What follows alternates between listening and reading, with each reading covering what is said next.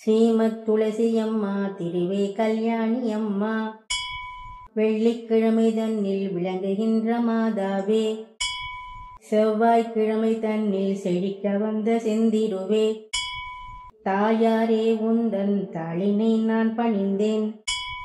பச்சை பசுமையுள்ள துளசி நமஸ்தே, பரிமளிக்கும் மூல கொழுந்தே நமஸ்தே, அற்ப பிறப்பை தவிர்ப்பாய் நமஸ்தே, அஷ்ட ஐஸ்வர்யம் அளிப்பாய் நமஸ்தே, ஹரியுடைய தேவி அழகி நமஸ்தே, அடைந்தார்க்கு இன்பம் அளிப்பாய் நமஸ்தே, வனமாலை என்னும் மருவே நமஸ்தே, வைகுண்டவாசியுடன் மகிழ்வாய் நமஸ்தே, அன்புடனே நல்ல அருந்துளசி கொண்டு வந்து மண்ணில் மேல் நட்டு மகிழ்ந்து நல்ல நீரூற்றி முற்றத்தில் தான் வளர்த்து முத்து போல் கோலமிட்டு செங்காவி சுற்றும் இட்டு திருவிளக்கும் ஏற்றி வைத்து பழங்களுடன் தேங்காயும் தாம்பூலம் தட்டில் வைத்து புஷ்பங்களை சொரிந்து பூஜித்த பேர்களுக்கு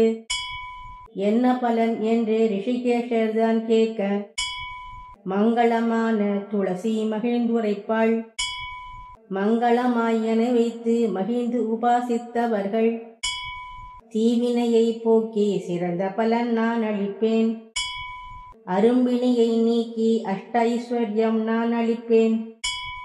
தரித்திரத்தை நீக்கி செல்வத்தை நான் கொடுப்பேன்.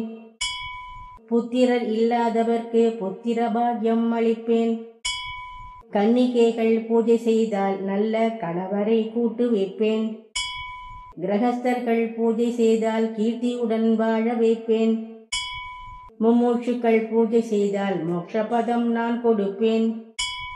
கோட்டிக்காராம் பசுவை கன்றுடனே கொண்டு வந்து கொம்புக்கு பொன் அமைத்து குழம்புக்கு வெள்ளி கட்டி கங்கை கரைதனிலே கிரகண புண்ணிய காலத்தில் வாலுருவி அந்தணர்க்கு மகாதானம் செய்த பலன் நான் அளிப்பேன் சத்தியமென்று நாயகியும் சொல்லலுமே.